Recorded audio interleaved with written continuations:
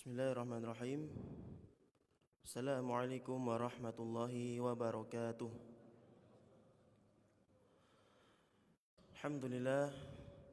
Alhamdulillahilladzi arsala rasulahu bil huda wa dinil haqq liyudhhirahu 'ala ad-dini kullihi walau karihal musyrikun. Asyhadu an la ilaha illallah wahdahu la syarika lah wa asyhadu anna Muhammadan 'abduhu wa rasuluhu la nabiyya ba'dah.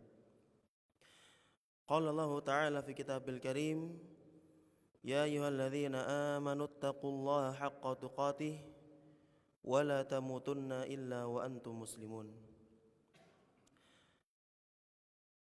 Jamaah yang dirahmati Allah Subhanahu wa taala, alhamdulillah kita bersyukur kepada Allah Subhanahu wa taala atas segala nikmat yang Allah berikan kepada kita. Nikmat berupa waktu luang, nikmat berupa sehat, nikmat berupa iman, dan ini semua adalah nikmat yang Allah berikan kepada kita, dan itu semuanya akan ditanya oleh Allah Subhanahu wa taala. Ma'asyiral muslimin rahimani wa rahimakumullah, sebelum kajian dimulai, kami minta tolong untuk semua jamaah merapat ke ustadznya. Karena itu adalah diantara adab seorang penuntut ilmu, yaitu merapat kepada ustadznya, biar enggak mencar-mencar ngoten. Nggih.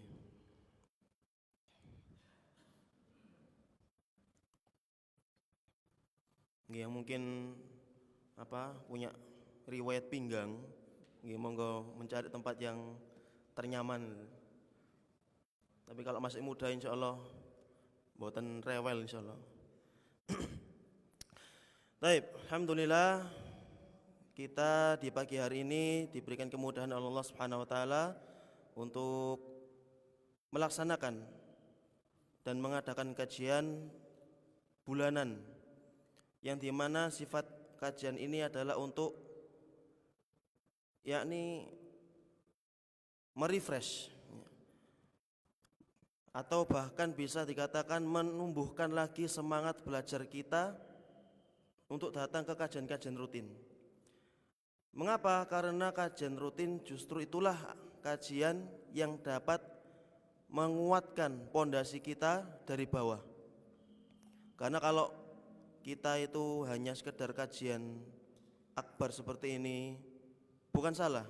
Namun kalau kita tidak pernah datang ke kajian rutin, ini justru kurang tepat.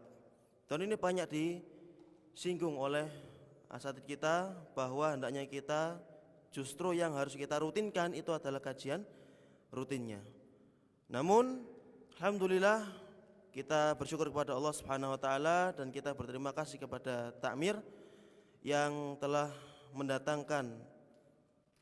menyempatkan untuk mendatangkan Ustadz Mizan Qudsiyah hafizahullah taala, yang tema ini kami anggap adalah tema yang sangat penting. Tema yang membuat kita sadar bahwasannya hidup ini tidak hanya untuk mencari ridho manusia. Sebagaimana yang sudah kita ketahui, bahwasanya ridho nasi ghayatun la tudrak. Bahwasanya ridho manusia itu adalah sesuatu yang enggak bakal bisa diraih. Kita mungkin bisa mendapatkan ridho manusia yang A, tapi yang si B enggak ridho. Kita mendapatkan ridho si B, si C enggak ridho. Makanya di antara hamba-hamba Allah Subhanahu wa taala itu ada hamba-hamba yang mungkin enggak terkenal. Ada hamba-hamba yang mungkin mereka itu memang menghindari dari keterkenalan. Namun ketika mereka membahas, ketika dibahas nama-nama mereka di kalangan penduduk malaikat, ini sangat terkenal. Dan inilah yang kita cari, ma'asyiral muslimin rahimani wa rahimakumullah. Maka kajian kita kali ini yaitu dengan judul meraih derajat tertinggi, ini adalah derajat di sisi Allah Subhanahu wa taala. Bukanlah derajat yang ada di tengah masyarakat atau bisa dikatakan sebagai untuk mencari jabatan, untuk mencari keterkenalan, tidak. Itu semuanya adalah pertanggungjawaban yang akan kita ditanya oleh Allah Subhanahu wa taala nantinya. Dan sedikit kami sampaikan bahwa terus tidak ada bosan-bosannya kepada kita menyampaikan kepada jenengan semua bahwasanya di Masjid Idul Fitrah ini ada kegiatan rutin yang alhamdulillah sampai saat ini berjalan. Di antaranya yaitu belajar baca Quran, kemudian ada belajar bahasa Arab, dan juga ada kajian kitab. Dan itu semuanya gratis tanpa dipungut biaya. Maka mari Bapak Ibu semuanya untuk bisa mengikuti kegiatan masjid kita, untuk memakmurkan masjid kita, dan semoga dengan itu bisa mengangkat derajat kita semuanya di sisi Allah Subhanahu wa taala. Alhamdulillah, Al-Ustadz sudah berada di tengah-tengah kita tanpa perlu panjang lebar supaya waktunya lebih bermanfaat untuk kita nikmati ilmu yang beliau sampaikan. Kepada Ustadz Mizan Qudsiyah, kepada beliau kami persilahkan.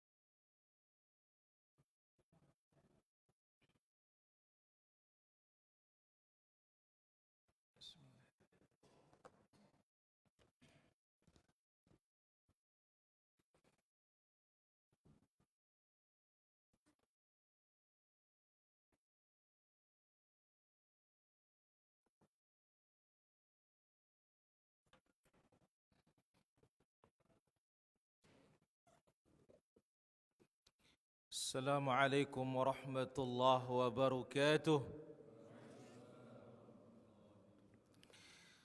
Alhamdulillah, nahmaduhu wa nasta'inuhu wa nastaghfiruh, wa na'udzu billahi min syururi anfusina wa min sayyiati a'malina. May yahdihillahu fala mudilla lahu wa may yudlil fala hadiya lahu. أشهد أن لا إله إلا الله وحده لا شريك له وأشهد أن نبينا محمدا عبده ورسوله لا نبي بعده اللهم صل وسلم وبارك على عبدك ورسولك المصطفى محمد صلى الله عليه وعلى آله وأصحابه أجمعين أما بعد فإن أحسن الكلام كلام الله وخير الهدي هدي المصطفى محمد صلى الله عليه وسلم شر الأمور محدثاتها وكل محدثة بدعة وكل بدعة ضلالة وكل ضلالة في النار أيها الحاضرون قوم مسلمين والmuslimat rahimanillah wa iyyakum jami'an. Demikian juga para pemirsa, para pendengar yang dirahmati Allah Azza wa Jalla. Alhamdulillah, pagi yang berbahagia ini Allah Azza wa Jalla kumpulkan kita di majelis ilmu. Majelis yang disebut oleh Nabi alaihi salatu wassalam, "Idza marartum bi riyadil jannati farta'u." Apabila kalian mampir di apabila kalian melewati taman-taman surga, silahkan mampir. Qalu ya Rasulullah, wa ma riyadul jannah? Apa itu taman-taman surga ya Rasulullah? Qala hilaqudz dzikir. Halaqah dzikir. Tempat-tempat orang duduk zikrullah azza wa jalla. Dan ingat, Al-Imam An-Nawawi rahimahullah menyebutkan dalam kitabnya Al-Adhkar, pada halaman yang ke-9 beliau mengatakan, "Walaysat fadilatudz dzikri munhasiratan fit tasbihi wat tahmidi wat tahlil wat takbir." Keutamaan berzikir itu tidak terbatas pada kalimat subhanallah, walhamdulillah, wala ilaha illallah, wallahu akbar. Bal, tetapi kullu amili lillah fi ta'atih fahuwa dzakiru lillah azza wa jalla. Tetapi siapapun yang berbuat ketaatan kepada Allah azza wa jalla, maka dia dikatakan berzikir. Bahkan para tabi'in menyebutkan, diantaranya dibawakan dari Atha, bahwasanya majalisul halali wal haram, majlis yang menyebutkan halal haram, majlis yang menyebutkan ini ketaatan, ini perbuatan taat, ini perbuatan maksiat, ini adalah akhassu dzikrillah azza wa jalla, zikir yang paling spesial. Para hadirin rahmati Allah azza wa jalla, sebelum kita masuk ke materi kita,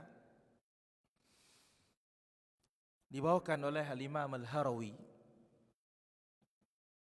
dalam kitabnya Dhammul Kalam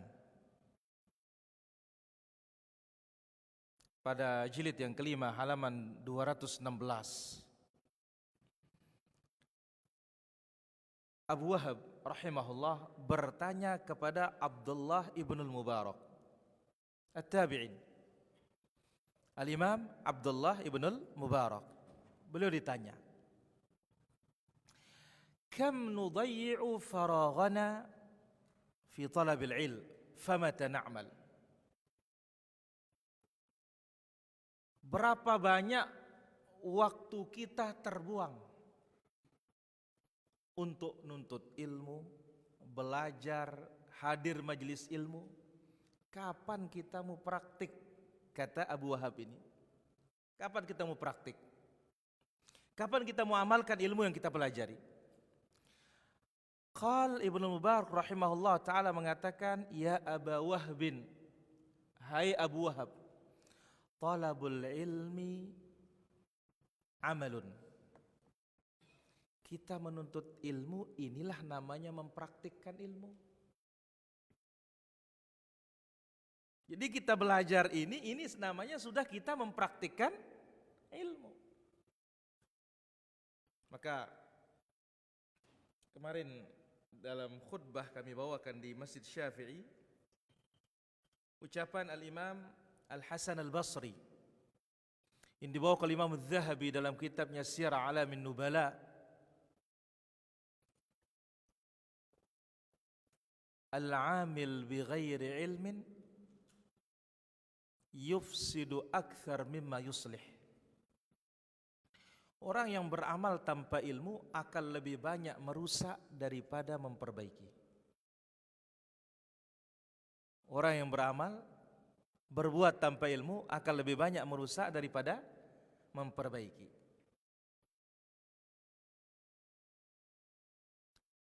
Fadlu bil il talaban la yadurrul amal atau la yadurrul ibadah. Tuntutlah ilmu itu dengan cara tidak sampai memudaratkan ibadah. Watlubil ibadah, dan beribadahlah talaban la yadurru bil ilm, dengan ibadah yang tidak sampai memudaratkan menuntut ilmu. Fa inna qauman, karena ada satu kaum, talabul ibadah, fokus ibadah, wa tarakul ilm, meninggalkan ilmu, hatta kharaju ala ummati Muhammadin sallallahu alaihi wasallam bi asyafihim. Mereka sibuk katanya ibadah, tapi melupakan ilmu dan majelis ilmu. Akhirnya keluar memberontak dengan pedang mereka.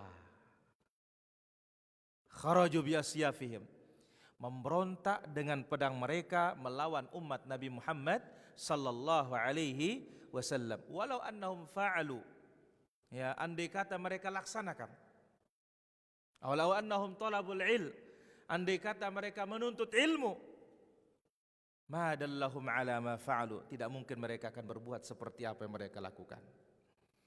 Nah, ini dia beberapa motivasi kita para hadirin rahmati Allah azza wa jalla untuk mengkaji pada hari ini salah satu tema Nailud Darajatil Ula, bagaimana kita mendapatkan derajat yang tinggi dengan ilmu agama, dengan ilmu syar'i, dengan ilmu yang datang dari Allah dan ilmu yang datang dari Rasulullah sallallahu alaihi wasallam. Tema ini kami ambil dari muqaddimah dari kitabnya Al-Imam Al-Bukhari dalam Kitabul Ilm. Kita tahu para hadirin, kitab yang paling sahih di muka bumi ini setelah Al-Quran apa? Sahih Al-Bukhari. Kemudian Sahih Muslim. Udah, tidak ada yang lain sudah. Yang lain masih ada sahih, masih yang tidak sahih. Kenapa? Karena penulisnya tidak mensyaratkan kalau kitabnya itu dikumpulkan hanya hadis sahih. Kalau Imam Al-Bukhari mensyaratkan dan waffa bisyartihi, dia tepati syaratnya. Al-Imam Muslim dia syaratkan dan dia tepati syaratnya. Bayangkan Al-Imam Al-Bukhari rahimahullah ta'ala keluarkan 7.000 sekian hadis dengan pengulangan, 2.000 sekian hadis tanpa pengulangan dari 600.000 hadis. Jadi keluarlah dia Sahih Al-Bukhari tersebut. Jadi tema ini kami ambil dari muqaddimah dari Kitabul Ilm dalam Sahih Al-Imam Al-Bukhari rahimahullah ta'ala. Di sana Al-Imam Al-Bukhari rahimahullah ta'ala membawakan bab pertama, babu fadlil ilm, bab keutamaan ilmu, dan membawakan firman Allah surat Al-Mujadalah ayat 11. Ini yang akan kita dalami insyaallah ta'ala.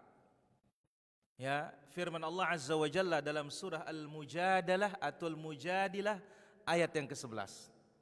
Kemudian juga membawakan firman Allah Subhanahu wa taala dalam surat Thaha ayat 114. Al-Mujadalah ayat yang ke-11. Yarfa'illahu alladhina amanu minkum walladhina utul ilma darajat. Allah Azza wa Jalla mengangkat orang-orang yang beriman di antara kalian dan berilmu beberapa derajat. Maka dalam ayat ini ada dua yang diangkat derajat oleh Allah Azza wa Jalla, al-mu'min wa ahlul ilm. Orang beriman dan orang-orang berilmu. Kemudian di dalam surat Thaha ayat yang ke-114. Wa qur rabbi zidni ilma. Katakan ya Muhammad, ya Rabb tambahlah ilmuku. Allah Azza wa Jalla berfirman, katakan ya Muhammad tambahlah ilmuku. Dua ini yang dibawakan oleh Al-Imam Al-Bukhari di dalam muqaddimah Kitabul Ilm. Dalam bab pertama, babu fadlil ilm, bab keutamaan ilmu. Nah, ini akan kita pelajari insyaallah ta'ala dengan kita bawakan ada beberapa faedah ilmiah insyaallah ta'ala. Kita mulai dengan faedah hukum-hukum yang terkandung dari surat Al-Mujadalah ayat yang ke-11. Faedah yang pertama para hadirin rahmatillah azza wa jalla.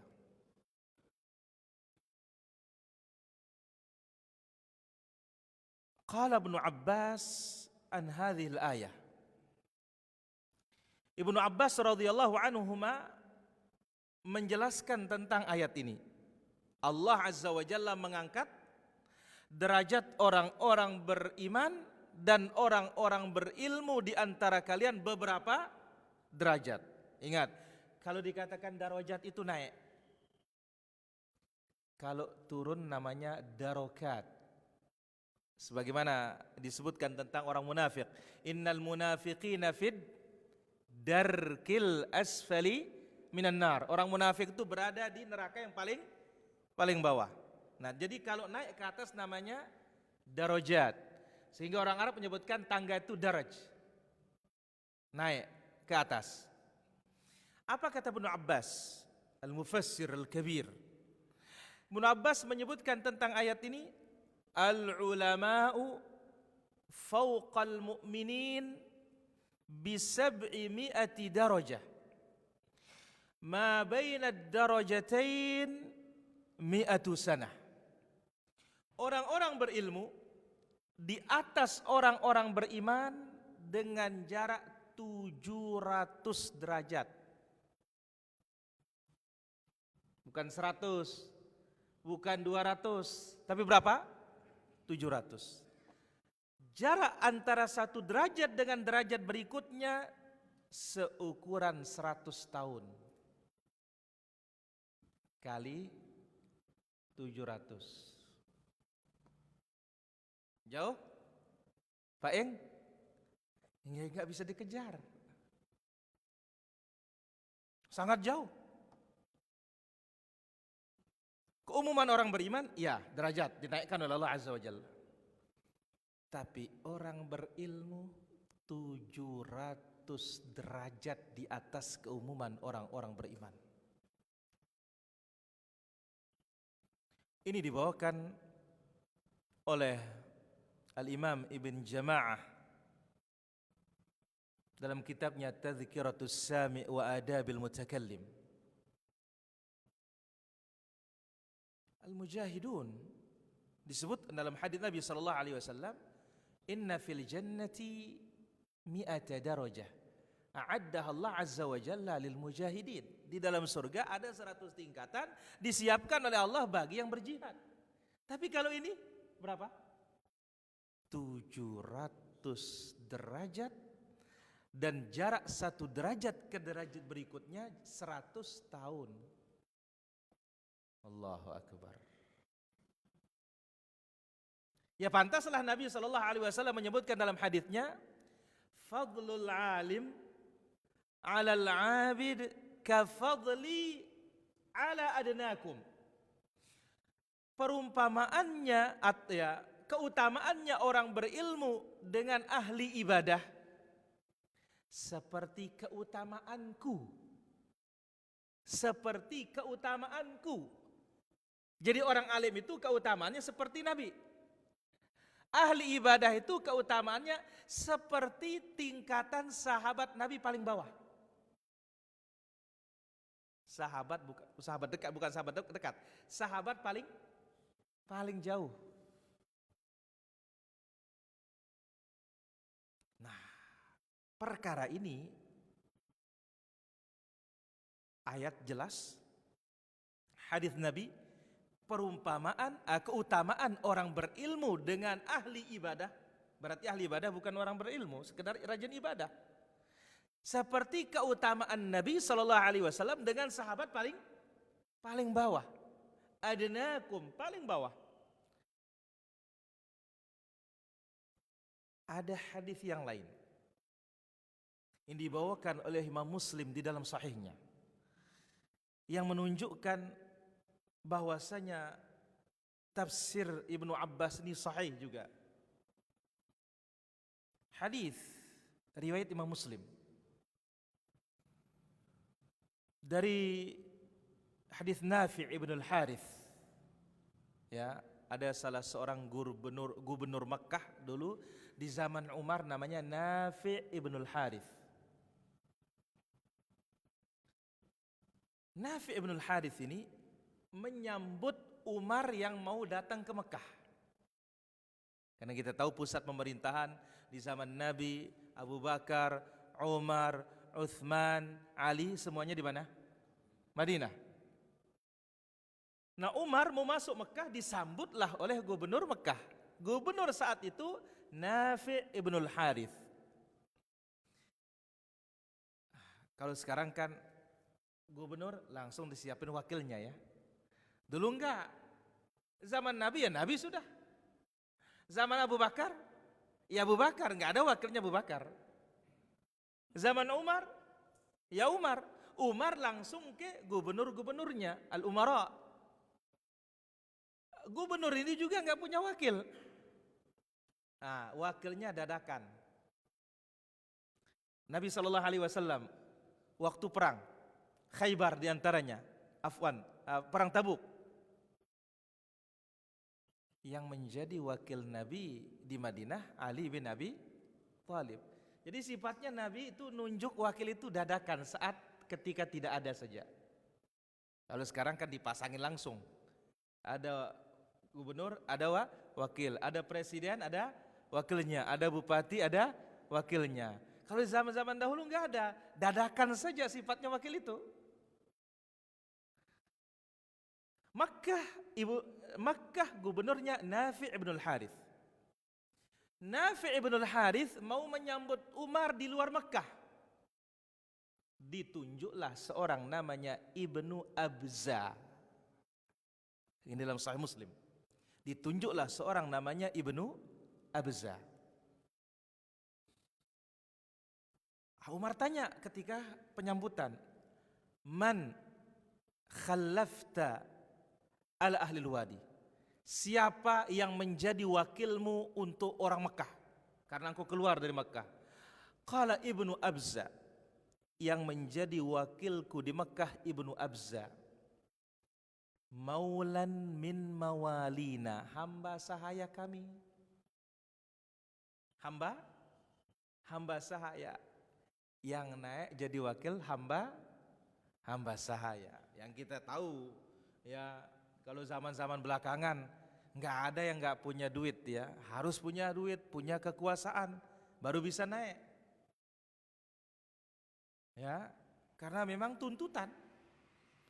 Hal ini ternyata yang diangkat menjadi wakilnya siapa?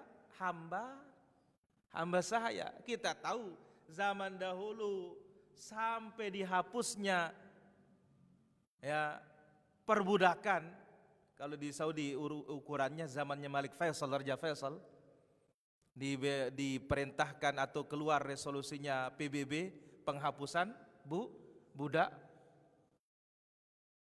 Ini budak naik menjadi wakil gubernur dan gubernur Mekkah. Kaget Umar. Karena memang waktu dipilih gubernur itu nggak boleh dari hamba sahaya, harus merdeka. Tahu-tahu naik apa? Hamba sahaya. Umar kaget. Siapa dia ini? Ya Amirul Mukminin, innahu kana qari'an li kitabillah. Ibnu Abza hafal Quran. Wa aliman bil faraid. Ibnu Abza alim faraid. Langsung Umar setuju. Mengatakan apa? Sami'tu nabiyakum sallallahu alaihi wasallam yaqul, aku telah mendengar nabi kalian sallallahu alaihi wasallam bersabda, innallaha yarfa'u bihadzal kitabi aqwaman wa yadha' bihi akharin. Allah Azza wa Jalla mengangkat suatu kaum dengan Al-Quran ini dan menjatuhkan suatu kaum juga dengan Al-Quran. Bayangkan hamba sahaya bisa menjadi pemimpin yang di saat itu para hadirin hamba itu enggak berhak untuk menjadi pemimpin. Tapi begitu datang Islam, bukan urusan status sosial, tapi yang menaikkannya adalah apa? Ilmu. Baik, lihat Abu Lahab. Siapa? Paman Nabi. Kalau segi nasab? Nasab apa? Quraisy. Abu Jahal. Segi nasab? Quraisy. Tapi apa yang terjadi? Allah hinakan dia. Tabbat yada Abi Lahabin wa tab. Maka datang syair mengatakan, laqad rafa'al Islamu Salman al-Farisi. Islam mengangkat Salman dari mana? Persia. Wa wada'an nasib Aba Jahlinil Qurashi, dan menjatuhkan yang punya nasab tinggi Abu Jahal dari Quraisy. Hamba sahaya dinaikkan derajatnya oleh Allah karena ilmu Islam. Salman al-Farisi juga. Salman al-Farisi pernah menjadi hamba sahaya? Pernah kan? Sampai di Madinah itu. Sehingga dia menerima Islam dan Allah Subhanahu wa taala mengangkat derajatnya. Ini dia faedah yang pertama para hadirin. Jadi Allah Azza wa Jalla tinggikan derajatnya orang-orang berilmu di atas keumuman orang beriman dengan jarak berapa? 700 derajat. Dari satu derajat, dari satu tingkat ke tingkat berikutnya seukuran jarak 100 tahun. Ini kelak di di hari kiamat nih para jemaah. Kelak di hari kiamat. Nah, kalau urusan dunianya kan sudah jelas. Ya, sebagaimana kata Imam Syafi'i rahimahullah, man arada dunya fa alaihi bil ilm. Yang mau dunia harus punya apa? Ilmu. Wa man aradal akhirah, yang mau akhirat juga mesti punya ilmu. Yang mau keduanya juga mesti punya ilmu. Bayangkan kalau tidak punya basic, tidak punya keterampilan, mungkin pekerja biasa. Tapi kalau punya basic, punya keterampilan, ya, punya keahlian, yang ini kerjanya 8 jam mungkin dapat 100.000, yang ini hanya tanda tangan sesaat bisa keluar 1 miliar. Ini urusan dunia. Urusan akhirat di dunia ini contoh. Allahu Akbar, salat. Di sampingnya juga Allahu Akbar, salat. Sama-sama 2 rakaat. Bisa sama pahalanya? Bisa? Tidak bisa. Satu, dari sisi keikhlasan mungkin berbeda. Yang kedua, mungkin yang pertama ini salatnya hanya tahiyatul masjid. Tapi yang sampingnya dia dapat 3 pahala. Bagaimana? 1, niatnya sunnah wudu. 2, niatnya tahiyatul masjid. 3, sekaligus dia qabliyah. Maka cocok para ulama kita mengatakan apa? An-niyatu tijaratul ulama. Niat itu bisnisnya orang berilmu. Artinya orang berilmu dalam satu perbuatan bisa meniatkan banyak kebaikan. Kenapa? Punya ilmu. Faedah yang kedua. Qala al-Imam Ibnul Qayyim rahimahullahu ta'ala. Al-Imam Ibnul Qayyim rahimahullahu ta'ala menyebutkan, ar-rif'atu, ketinggian derajat dalam ayat tadi. Allah mengangkat orang-orang beriman dan orang-orang berilmu beberapa derajat. Ketinggian derajat la takunu bi mujarradil ilm, tidak sebatas dengan sebab ilmu. Bal, tetapi ada 2 syarat setelah kita berilmu para jamaah. 1, bittiba'il haq. Kita ikuti kebenaran dari ilmu yang kita pelajari. Yang kedua, wal amali bihi, dan mengamalkan kebenaran yang sudah kita pelajari. Barulah orang mendapatkan derajat yang tinggi yang disebut oleh Ibnu Abbas tadi berapa? 700 derajat itu. Ini 2 syaratnya. Syarat pertama mengikuti kebenaran, syarat yang kedua mengamalkan kebenaran tersebut. Disinilah pentingnya doa setiap selesai sholat subuh.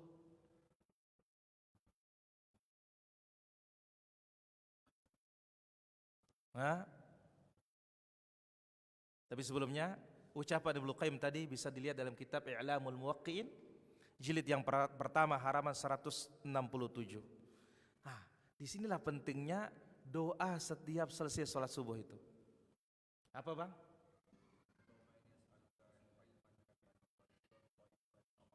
Allahumma inni as'aluka ilman nafi'an wa rizqan thayyiban wa amalan mutaqabbala.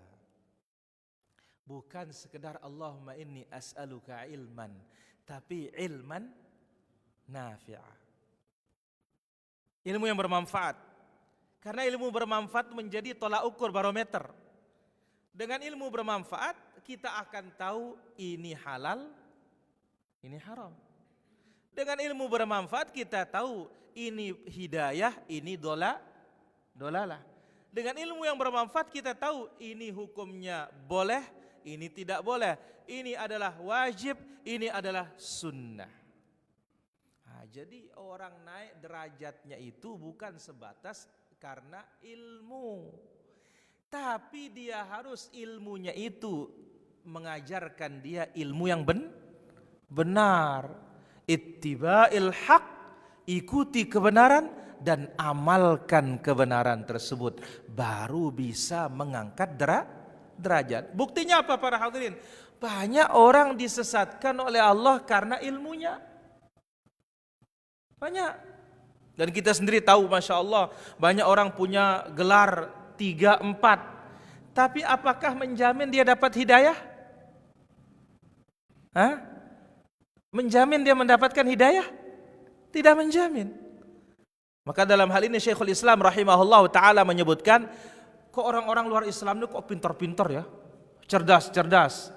Dalam segi teknologi penemuan-penemuan, kan banyak orang luar Islam. Tapi orang Islam pun tidak kalah. Cuma namanya perang dingin, ya, yang lebih dominan dinampakkan siapa? Orang luar Islam. Nah, mereka cerdas betul. Apa kata Syekhul Islam? Utu zaka'an walam yu'tu zaka'an. Orang-orang yang luar ini, mereka itu diberikan oleh Allah kecerdasan, tetapi tidak diberikan kesucian. Nah, ini menangnya Islam ini para jamaah. Cerdas insya Allah, ya, kesucian yang lebih penting. Ya, utu uluman walam yu'tu fuhuman, kata Syekhul Islam. Iya, orang-orang yang di luar Islam ini diberikan oleh Allah ilmu pengetahuan, tapi tidak diberikan pemahaman. Tidak diberikan apa? Pemahaman. Kenapa? Faham itu bukan saja sebatas mengetahui, tapi lebih dari itu apa? Yang mengamalkan apa yang dia ketahui dari kebenaran tersebut. Ini dia ucapan Al-Imam Ibnul Qayyim rahimahullah ta'ala. Jadi meraih derajat yang tinggi bukan sebatas karena ilmu, tapi mesti disyaratkan dengan apa? Mengikuti kebenaran dan mengamalkan kebenaran tersebut. Maka di sana nampaknya, atau di sana nampak bagaimana pentingnya doa pagi itu. Allahumma inni as'aluka ilman nafi'a wa rizqan thayyiba wa amalan mutaqabbala. Dan ingat, bukan saja doa itu, jangan lupa doa yang lain lawannya. Jadi di samping kita minta ilmu yang bermanfaat, berlindung juga kepada Allah dari ilmu yang tidak bermanfaat. Ini sepasang ini para jamaah. Allahumma inni a'udzubika min ilmin la yanfa' wa min qalbin la yakhsha wa min nafsin la tashba' wa min da'watin la yustajabu laha. Allahumma inni a'udzubika min ilmin la yanfa' wa min qalbin la yakhsha wa min nafsin la tashba' wa min da'watin la yustajabu laha. Faedah yang ketiga dan poin yang ketiga,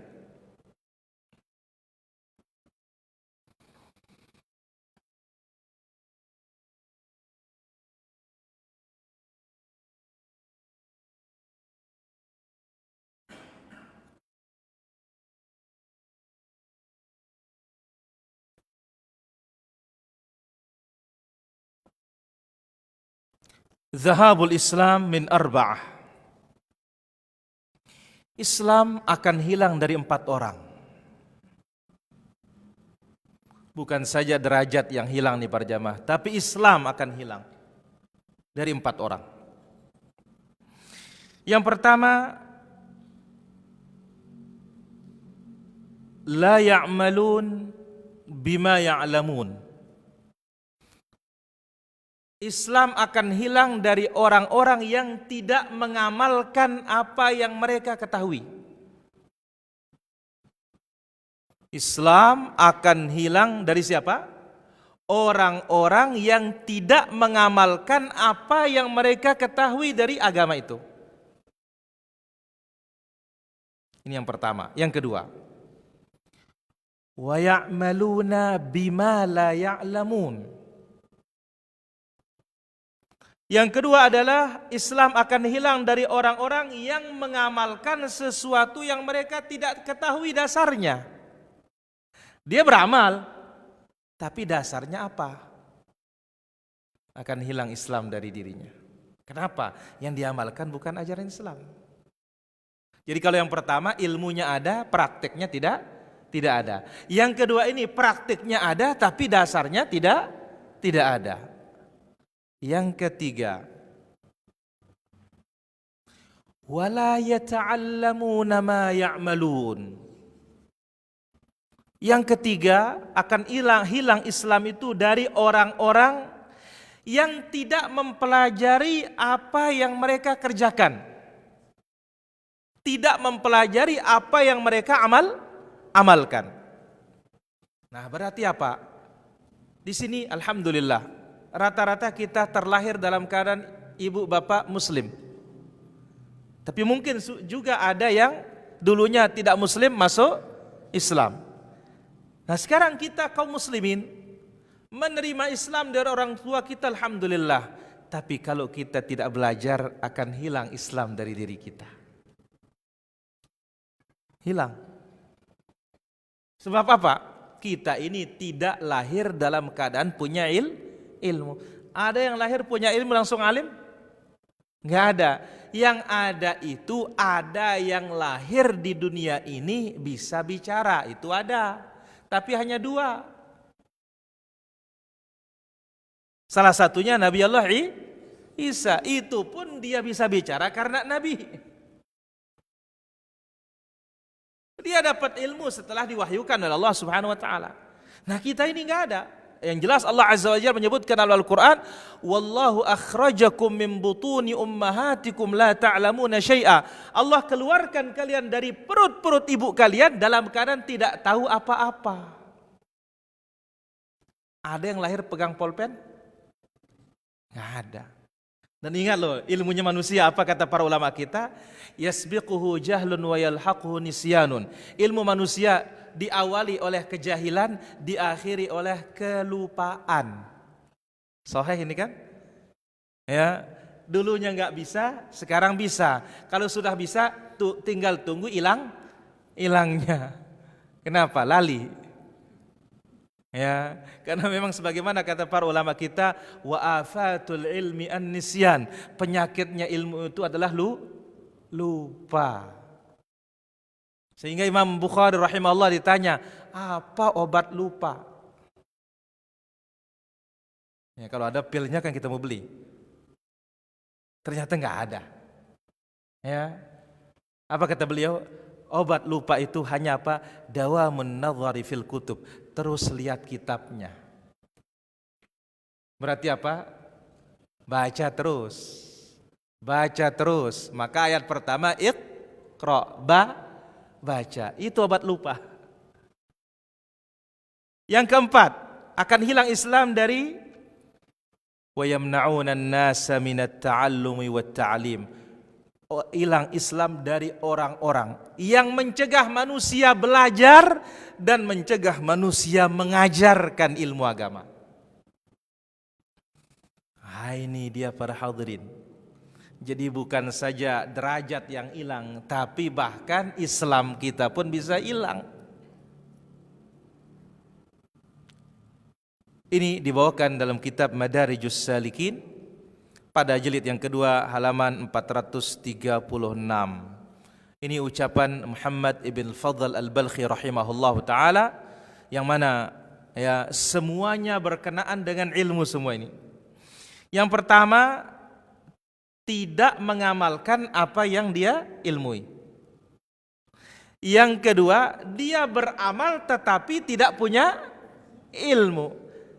Tiga, tidak mau belajar. Kalau yang keempat, tidak membolehkan orang belajar dan tidak membolehkan orang mengajar. Maka kita tahu para hadirin, Islam adalah agama ilmu.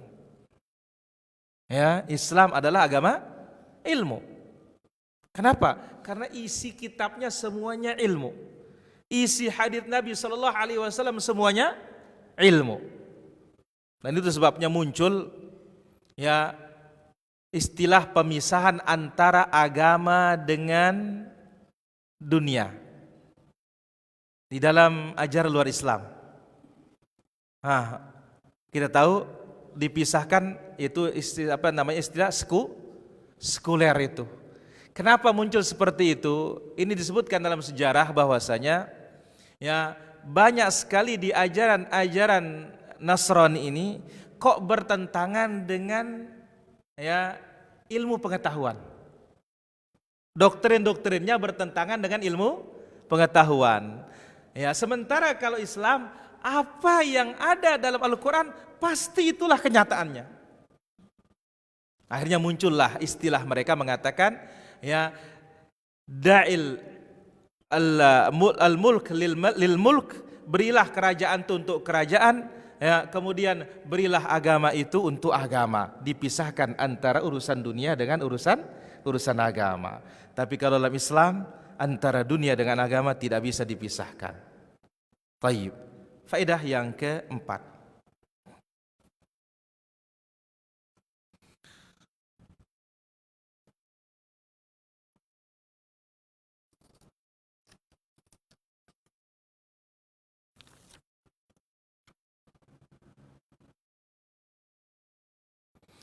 Qala al-Imam Malik ibn Anas rahimahullahu ta'ala. Al-Imam Malik ibn Anas rahimahullahu ta'ala menyebutkan gurunya Imam Syafi'i, Imam Darul Hijrah. Kita tahu para hadirin, Imam Malik ini keistimewaannya, satu sisi beliau adalah di antara ulama yang tidak pernah keluar dari kampungnya menuntut ilmu. Tidak keluar dari kampungnya. Karena beliau di mana? Di Madinah. Madinah itu kota ilmu. Di antara ulama yang tidak pernah keluar dari kampung halamannya belajar Imam Malik. Bagaimana dia mau keluar, gudangnya ilmu di sana? Beliau mengatakan, sebagaimana dibawakan dari Zaid ibn Aslam ketika menafsirkan surat Al-Mujadilah ayat 11 tadi, Imam Malik mengatakan, qala bil ilm.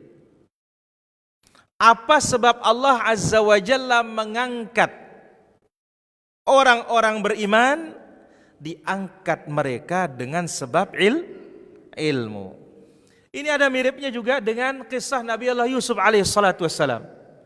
Nabi Yusuf alaihi salatu wassalam disebutkan dalam surat Yusuf, narfa'u darajatim man nasya.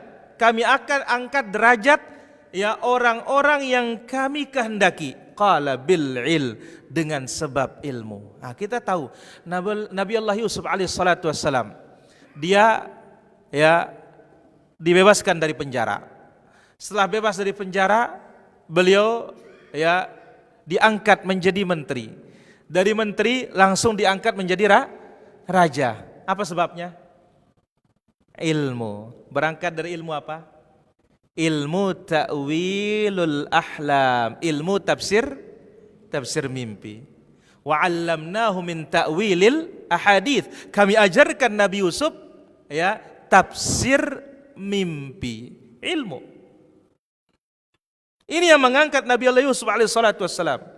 Dan keumuman orang beriman akan terangkat derajatnya dengan ilmu. Dan kita tahu para hadirin rahmat Allah subhanahu wa ta'ala, di dalam Islam orang tidak naik derajatnya karena banyak sholatnya. Orang tidak naik derajatnya karena banyak berangkat haji. Tidaklah Rasul sallallahu alaihi wasallam, Abu Bakar, Umar, Uthman, Ali, Abu Hurairah dan sahabat-sahabat yang lainnya yang rata-rata terkenal. Kemudian Abu Hanifah, wa Malik, wa Syafi'i, wa Ahmad, wal Bukhari, wa Muslim, wa Abu Daud, Tirmidzi, Nasai, Ibnu Majah, semua a'lamul Islam, mereka ini naik karena apa? Ilmu. Enggak ada yang naik karena harta. Enggak ada. Antum cari satu pun yang terkenal dalam Islam ini, oh kenapa dia terkenal nih? Karena harta. Enggak ada. Taib. Nanti akan datang insyaallah taala faedah yang keenam tentang dalam satu masa keemasan Islam para jamaah, ternyata yang rata-rata menjadi ulama beberapa negeri itu rata-rata adalah hamba sahaya. Baik, faedah yang keenam. Qala Ibnu Mubarak rahimahullah. Al-Imam Ibnu Mubarak rahimahullah taala berkata, la a'lamu darajatan ba'da an-nubuwati afdala min bathil ilm. Ibnu Mubarak rahimahullah taala menyebutkan, aku tidak mengetahui derajat yang paling afdal setelah derajat kenabian selain dari derajat menebarkan ilmu. Sekali lagi, Ibnu Mubarak rahimahullah mengatakan, aku tidak mengetahui derajat yang paling afdal setelah derajat kenabian selain dari derajat menyebarkan ilmu. Ini dibawakan dalam kitab Tahdzibul Kamal pada jilid yang ke-16 halaman yang ke-20.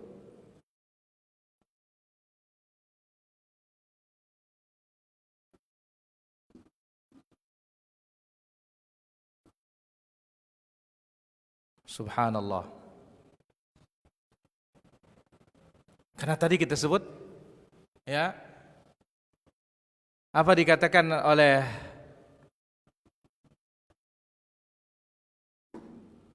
Nabi sallallahu alaihi wasallam,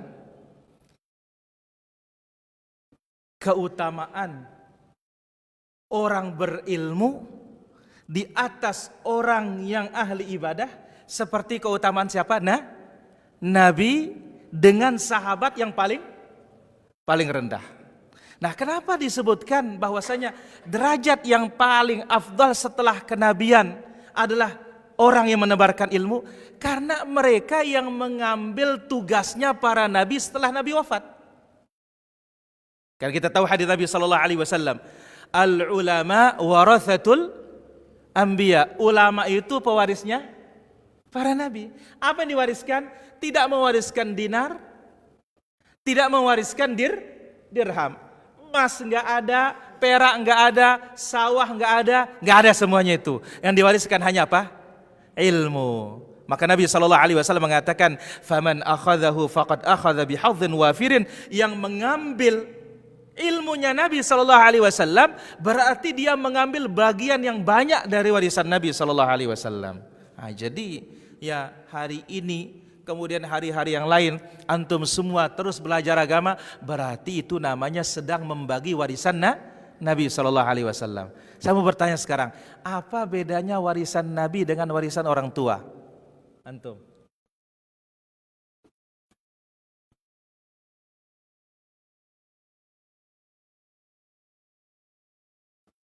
Bang.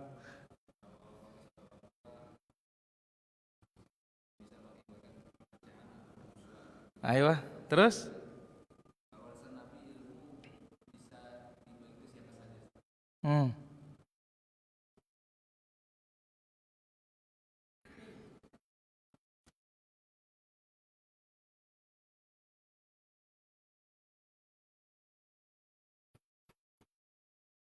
Apa bedanya?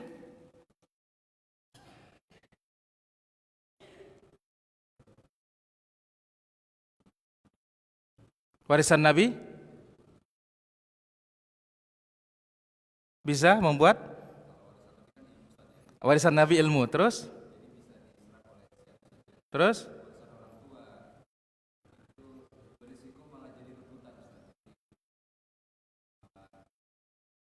baik. Ada lagi Pak Eng, apa bedanya warisan Nabi dengan warisan orang tua?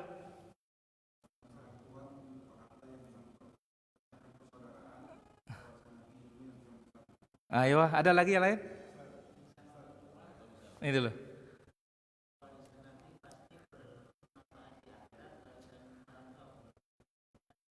Iya. Ahsan, tabarakallahu fiik. Warisan orang tua semakin dibagi, semakin habis kan? Semakin banyak anaknya, semakin kurang bagiannya. Kalau warisan Nabi Semakin dibagi, semakin bertambah. Contoh, hari ini belajar, dapat kan? Kemarin belajar, dapat. Taruhlah kemarin dapat 1, sekarang dapat 1. 1 tambah 1, 2. Nanti lagi belajar, ada tambahan lagi 3. Nanti lagi belajar, ada tambahan lagi 4. Inilah istimewanya warisannya Nabi Sallallahu Alaihi Wasallam. Maka disebabnya dalam hadis atau athar yang dibawakan oleh Imam Al-Munziri dalam kitabnya Targhib wa Tarhib. Satu ketika pernah Abu Hurairah datang ke pasar, sanadnya sahih. Abu Hurairah datang ke pasar teriak, "Ya ahlas suq, ma a'jazakum." Hai penduduk pasar, lemah sekali kalian. Lu ada apa katanya? Dzaka mirathu Rasulullah sallallahu alaihi wasallam yuqsam wa antum hahuna. Warisan Nabi sedang dibagi. Kalian kok diam saja di sini? Di mana katanya? Di masjid. Wah, semua berangkat ke masjid, sepi pasar ini. Abu Hurairah tunggu mereka, ini pasti balik lagi sekarang nih katanya. Begitu balik, betul. Abu Hurairah, mana ada orang bagi sawah, bagi ladangnya Nabi. Terus apa di sana? Ada yang sholat. Apalagi ada yang baca Quran. Apalagi ada majelis halal dan haram. Lah itulah warisan Nabi tadi itu. Itulah warisannya Rasulullah sallallahu alaihi wasallam. Taib. Yang keenam.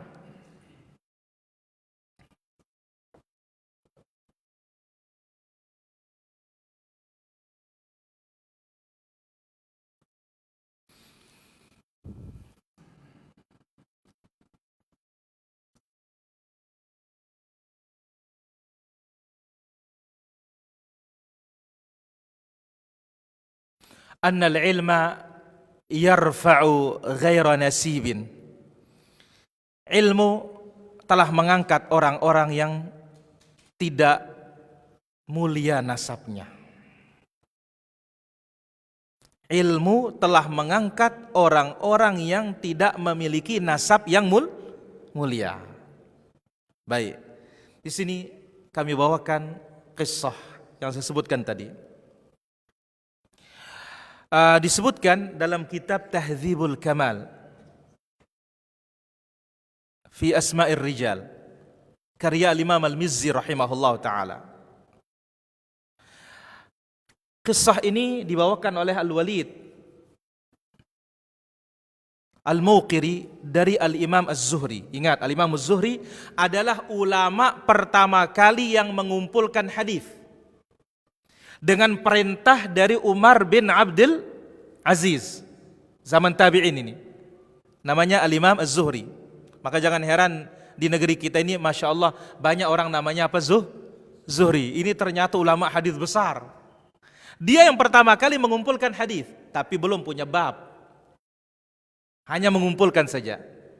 Az-Zuhri menceritakan, Qadimtu ala Abdul Malik ibn Marwan. Aku mendatangi Abdul Malik bin Marwan, khalifah saat itu. Faqala min aina qadimta ya Zuhri? Dari mana engkau tiba wahai Zuhri? Qala qadimtu min Makkah. Aku datang dari Makkah. Qala wa man khallafta yasuduha? Siapa yang menjadi sayyid? Siapa yang menjadi tokoh Mekah di sana? Atau siapa menjadi tokoh di Mekah itu? Qala Atha ibn Abi Rabah. Yang menjadi tokoh zaman tabi'in. Atha ini muridnya Ibnu Abbas. Yang menjadi tokoh Mekah adalah Atha ibn Abi Rabah. Para hadirin, antum tahu Atha ibn Abi Rabah? Waktu dia hidup, dia penduduk bumi yang paling diridhai oleh Allah Azza wa Jalla. Tabi'in, murid Ibnu Abbas. Tahu antum berapa yang hadir di majelisnya? Antara 8 sampai 9 orang yang hadir menuntut ilmu di majelisnya. Tapi dia penduduk bumi yang paling mulia saat itu.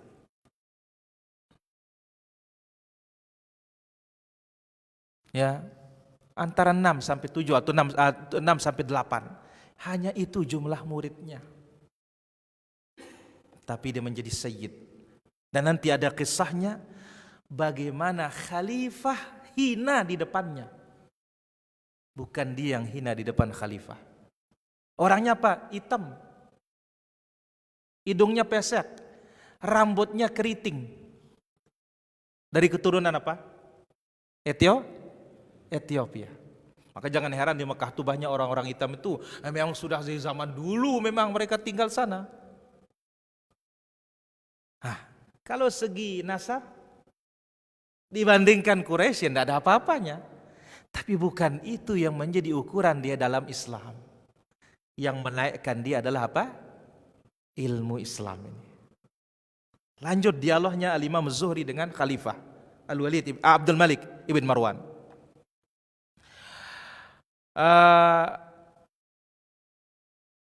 Qultu Atha ibn Abi Rabah, Atha qala faminal arabi am minal mawali. Ditanya lagi Imam Az-Zuhri oleh Abdul Malik ibn Marwan.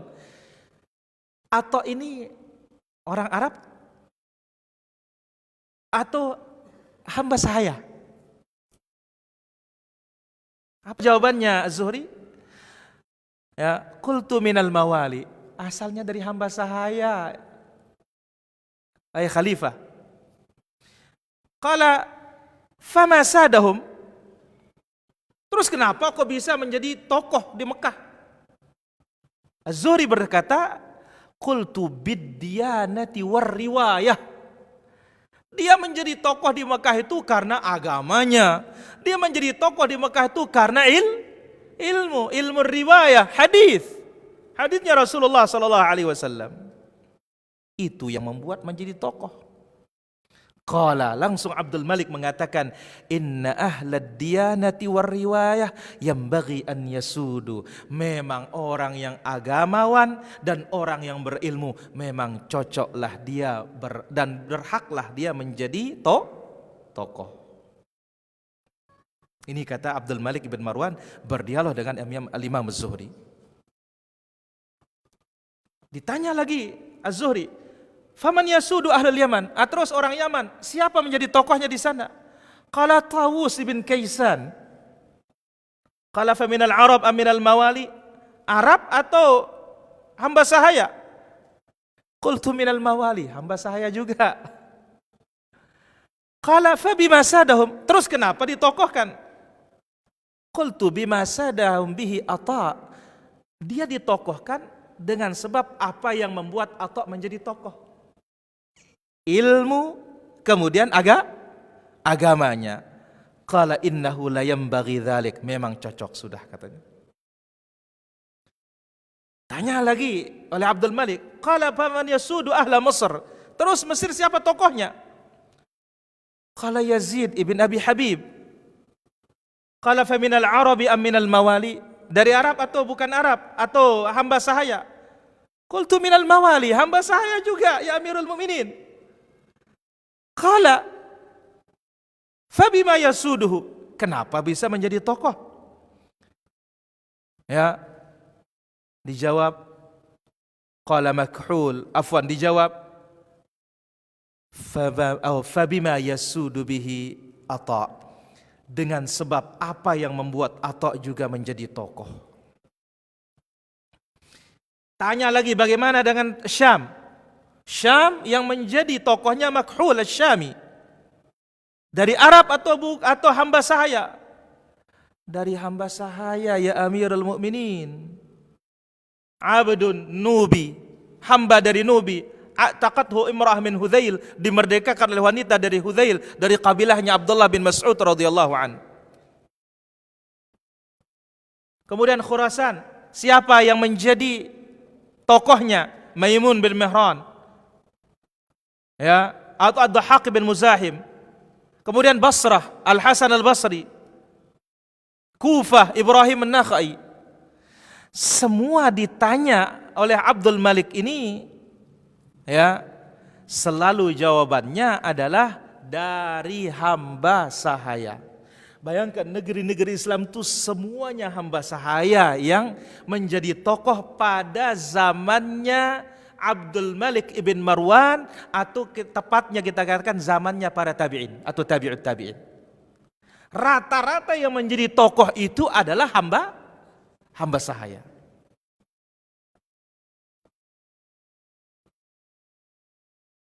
Nah, di sini Abdul Malik mengatakan, wailak ya Zuhri, celaka kamu Zuhri katanya. Ya. Kenapa? Karena yang terakhir Kufah itu Ibrahim an-Nakhai Arab. Celaka engkau Zuhri katanya.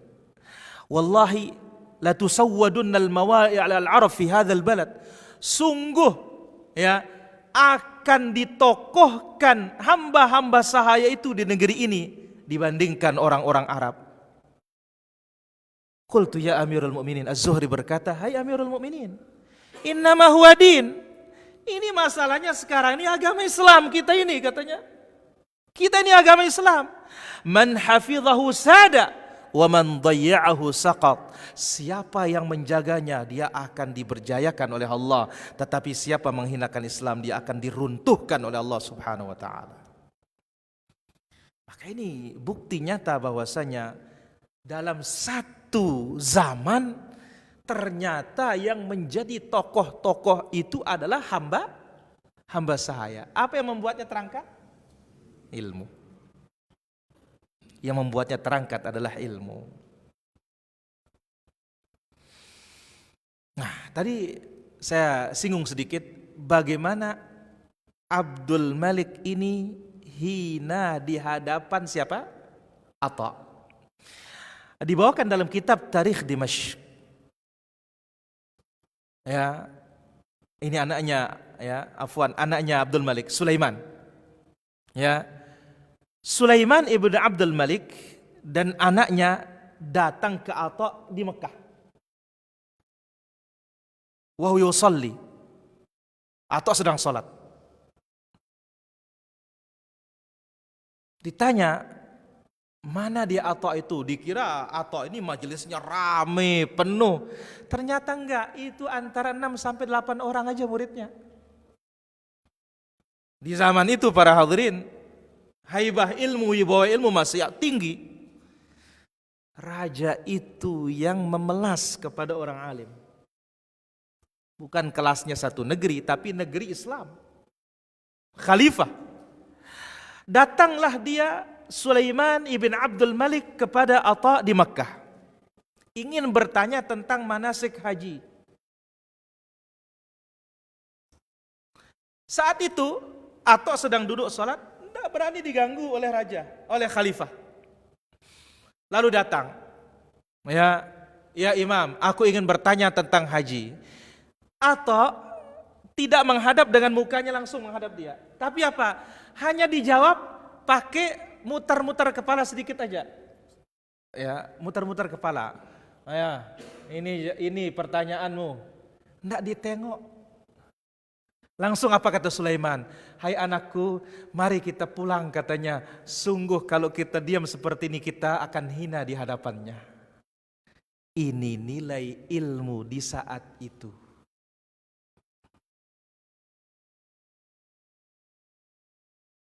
Jadi yang membuat mereka berjaya adalah kitab Allah dan sunnahnya Rasulullah sallallahu alaihi wasallam. Faedah yang terakhir para hadirin rahmat Allah Subhanahu wa taala.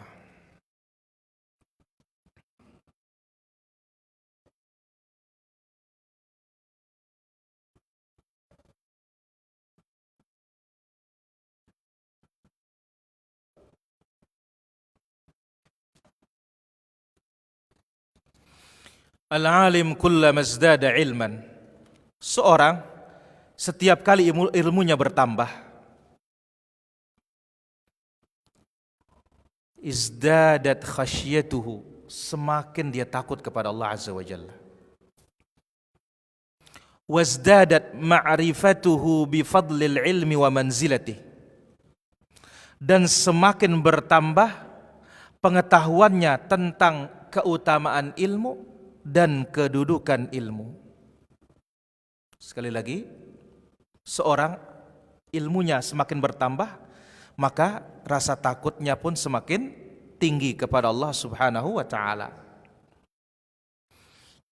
Dan semakin bertambah juga pengetahuannya tentang keutamaan ilmu dan kedudukan ilmu. fashtaqat nafsuhu ilal mazid, maka dia semakin rindu untuk menambah ilmunya. Maka dia semakin rindu untuk menambah ilmunya. Pelajarannya apa dari poin yang terakhir ini para hadirin rahmatullah azza wa jalla? Inilah dia maksud dari ilmu. Jadi maksud kita belajar ilmu ini membuat kita takut. Dan orang yang dinaikkan derajatnya ini otomatis orang-orang yang takut kepada Allah azza wa jalla. Maka Allah subhanahu wa ta'ala menyebutkan, innama yakhshallah min ibadihil ulama. Orang yang takut kepada Allah itu adalah orang berilmu. Orang yang takut kepada Allah azza wa jalla adalah orang-orang yang berilmu. Sehingga disebutkan oleh para ulama kita tentang ayat syahidallah annahu la ilaha illahu wal malaikatu wa ulul ilmi qa'iman bil qisti la ilaha illahu. Allah bersaksi, malaikat bersaksi, orang-orang berilmu bersaksi bahwasanya tidak ada Tuhan yang berhak diibadahi kecuali Dia. Cukup ini menunjukkan tingginya derajat orang berilmu itu. Allah jadikan orang berilmu itu persaksiannya sejajar dengan persaksian Allah, sejajar dengan persaksian para malaikat. Nah, jadi ya semakin bertambah ilmu itu semakin takut. Jadi ilmu yang kita pelajari ini membuat kita takut kepada Allah subhanahu wa ta'ala. Semakin kita berilmu, tahu kita kedudukan ilmu. Karena kita tahu kedudukan ilmu, mendorong kita terus menambah ilmu. Sehingga Nabi SAW menyebutkan, ada dua para hadirin, ya, orang yang rakus tidak pernah kenyang. Ada berapa? Dua. Satu,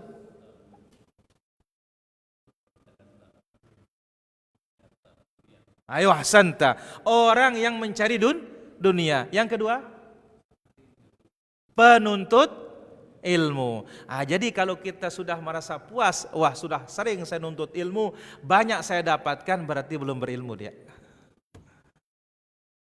Maka disebut oleh para ulama kita, ilmu itu 3 jengkal ya. Siapa yang masuk jengkal pertama, sombong dia. Ibarat orang baru belajar karate, pencak silat, semua ditantang. Kenapa? Baru tahu jurus. Kemudian waman dakhala fi syibri tsani, masuk ke jengkal yang kedua. Tawadha, mulai merendah. Waman dakhala fi syibri tsalits, ketika masuk pada jengkal yang ketiga, alima annahu la ya'lam, ternyata di sini dia tahu dia enggak punya ilmu. Enggak tahu kita jengkal keberapa kita ini. Ya, jadi al-ilmu thalathatu ashbar. Ilmu itu 3 jengkal. Siapa masuk jengkal pertama? Sombong. Maka jangan heran para hadirin, kadang-kadang baru kenal sunnah nih semua mau dilibas. Woi, ini diladeni semua. Wah, ini salah ini. Ini memang seperti itu kejadiannya. Kenapa? Baru masuk jengkal pertama. Tapi kalau sudah semakin mendalam mempelajari, mulai merendah. Semakin dalam lagi mempelajari, ternyata di atasnya langit masih ada pula langit. Wa fawqa kulli dzi ilmin alim, setiap yang berilmu masih ada yang lebih berilmu lagi. Jadi ya, 2 ini tidak pernah kenyang para hadirin. 1, pencari harta. Ya, kita mau tanya para jamaah, ada enggak kira-kira yang mengatakan bosan sudah saya cari duit, saya berhenti cari duit? Ada enggak? Ada? Enggak ada. Enggak ada. Ya. Yang kedua adalah orang yang mencari ilmu. Maka kalau benar seorang sudah masuk menjadi kategori penuntut ilmu, insyaallah dia akan haus terus. Ingat loh, Imam Nawawi rahimahullah, sehari dia duduk 12 majelis. Berapa? 12 majelis sehari. Allahu akbar. Mudah-mudahan Allah Azza wa Jalla berikan kita taufik semua. Sallallahu ala nabiyina Muhammad wa ala alihi wa sahbihi ajma'in. Wa akhiru da'wana alhamdulillahi rabbil alamin. Tafadhalu, kalau ada pertanyaan, masih ada berapa menit para hadirin?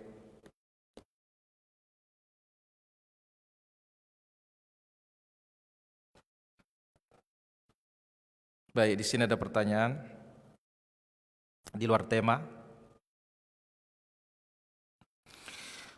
Mohon penjelasan tentang menjamak, mengqasar, menjamak dan mengqasar salat. Terima kasih. Pertama, kalau babul jamak, jamak ini banyak sebab. Orang sakit bisa jamak, orang safar bisa jamak, hujan juga waktu zuhur atau waktu maghrib jamak. Tapi yang menjamak itu yang salat berjamaah di masjid.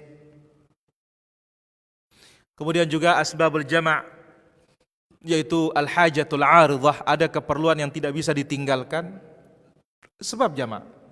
Tapi kalau kasar harus sebabnya perjalanan. Harus sebabnya apa? Perjalanan dan sudah keluar dari kampung halaman baru bisa mengkasar. Jadi kalau kasar khusus perjalanan.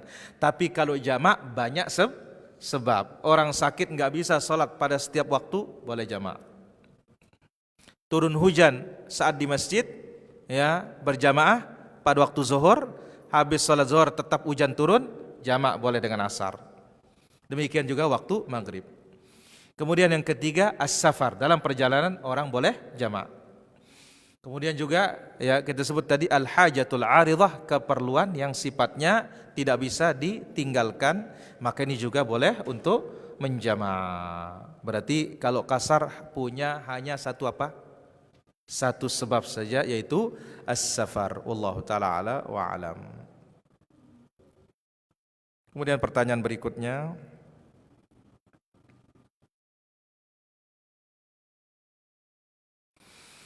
Astagfirullahaladzim.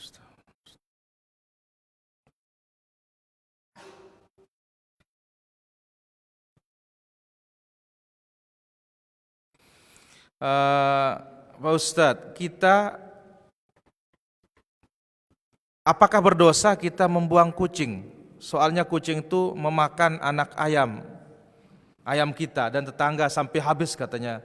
Kita buang, nggak apa-apa dibuang. Karena apa? Toh tidak membunuhnya. Yang tidak boleh ini adalah kalau kita membunuh, tidak boleh. Ya, atau menyiksa dia, tidak boleh. Dengan tidak memberi makan, sebagaimana Nabi SAW bersabda, dakhalat imra'atun fil hirratin nar. Seorang wanita bisa masuk neraka gara-gara kucing. Kenapa? La hiya at'amatha wala tarakatha ta'kulu min hasyasyatil ard. Dikasih makan tidak, dilepas pun untuk makan serangga di tanah juga tidak. Ini yang tidak boleh. Adapun sekarang kucingnya di rumah, dia makan ayam kita, dia makan lauk kita. Akhirnya apa? Buang saja, pindah taruh dia di pasar, tidak ada masalah. Wallahu taala ala wa alam. Baik, tafadhalu. Ada pertanyaan para hadirin? Naam.